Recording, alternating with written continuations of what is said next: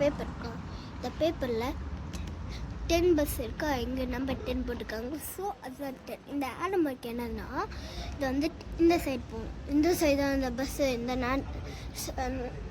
East direction போகுதுன்னு அர்த்தம். Next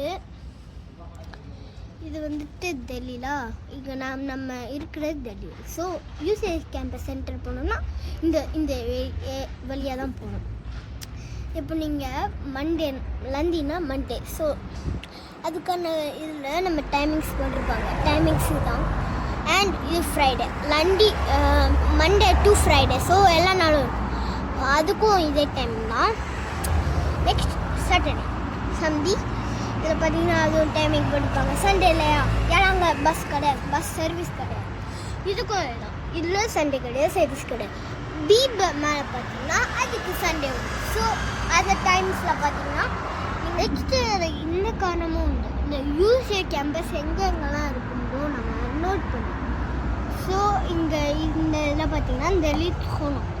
so UCA campus centre அங்கே இருக்கும். ஸோ இதுக்கும் உண்டு பாருங்கள் இருக்கா.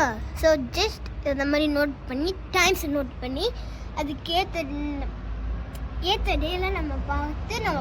ஸோ அதான் நீங்கள் வந்துட்டு வேறு பஸ் ஸ்டாப் போகிறீங்கன்னா இப்போ டெல்லியில் இருந்துட்டு நீங்கள் பார்க் SNCFக்கு போகிறீங்கன்னா அந்த சைட் போகும். ஸோ மேலே போகிறதுனால நார்த் சைட் போகிறதுனால நீங்கள் இந்த சைட் போகணும். ஸோ அதான்.